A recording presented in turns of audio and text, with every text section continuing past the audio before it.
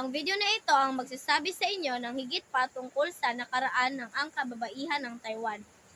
Ipapakita ko ang 4 na larawan sa screen at batay sa mga larawang ito, huhulaan nyo kung ano ang ating paksa ngayong araw. Ang una nating larawan ay ang watawat ng Taiwan. Katabi nito ay isang grupo ng mga kababaihan. Sa ibaba naman sa kaliwa ay 2 tradisyonal na babae at sa tabi nila ay 2 makabagong babae. Tama! Ang paksa natin ngayong araw ay tungkol sa mga kababaihan ng Taiwan noon at ngayong nakaraang 50 taon. Ipapakita ko sa inyo ang isa sa mga pinakakatanyag na animated talk show noon at ngayon, ang Salitang Laya.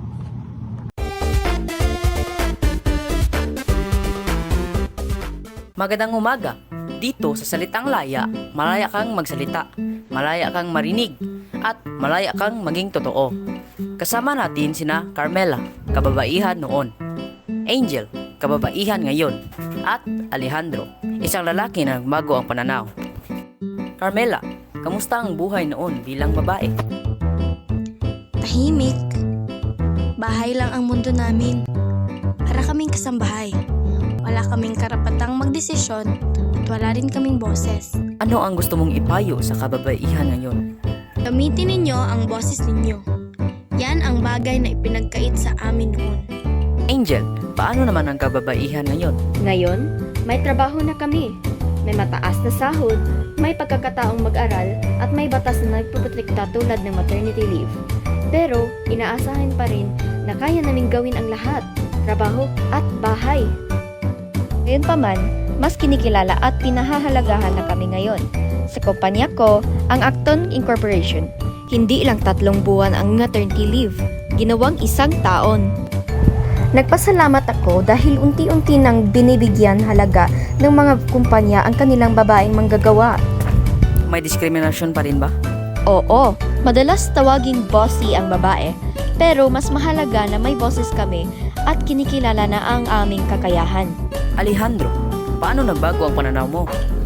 Lalaki kaming lalaki ang boss, babae, dapat tahimik. Nagbago yan nang makatrabaho ko ang mga babaeng mas magaling sa akin. Na-promote ako dahil sa kanila. Na-realize ko, hindi kasirian ang sukatan, kundi sipag, talino, at puso. Ano ang ginagawa mo ngayon? Natutuwa kong makinig, pantay ang trato ko sa trabaho, at tinuturuan ko mga pamangkin ko na respetuhin ang mga kababaihan. Sana, wala ng babae kulong sa tahanan. Sana lahat ng babae ay pantay na marinig at respetuhin. At sana, lahat ng lalaki ay matutulong makinig. Ito ang Salitang Laya. Ang bawat kwento ay boses, at bawat boses mahalaga. Noong nakaraang 50 taon, ang kababaihan sa Taiwan ay limitado sa gawaing bahay at walang karapatang magdesisyon. Ngayon, nakakapagtrabaho na sila, tumataas ang sahod, may pagkakataong mag-aral, at may mabatas na nagpoprotekta sa kanila. Mas nakikilala na rin ang kanilang kakayahan sa kumpanya at gobyerno. Gayunpaman, mabigat pa rin ang gawain sa bahay. May hindi pa rin pantay na trato. Sa kabila nito, patuloy silang lumalaban para sa ganap na pagkakapantay-pantay. Ito naman ang graphic organizer. Ang laman ng loob noon ay una, babae ay kadalasang housekeeper o kasambahay. Pangalawa, walang karapatang magdesisyon sa pamilya. Ikatlo, tungkulin ay limitado sa gawaing bahay. Kaapat, mababa ang kalagayan sa tahanan. Ako naman tayo sa bilog ngayon. Ang laman ng bilog ngayon ay una, may parehong responsibilidad sa bahay at trabaho. Ikalawa, maaaring magkaroon ng mataas na sahod. Ikatlo, mas mataas ang pagkakataong makapag-aral.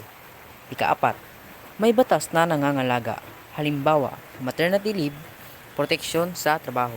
Tayo sa parehong laman ng 2 bilog na noon at ngayon ng graphic organizer. Una, may pananagutan sa gawaing bahay. Ikalawa, patuloy na gumaganap ng mabigat na tungkulin. Ikatlo, mahalaga ang kanilang papel sa lipunan. Ikaapat, inaasahang kayanin ang ginagawa ng kalalakihan. Ngayon, malaki ang ambag ng kababaihan sa lipunan. Ngunit nanatili ang bigat ng gawaing bahay at hindi pantay na pagtrato. Pinapakita nito na sa patuloy na pagsisikap, makakamit ang pagkakapantay-pantay.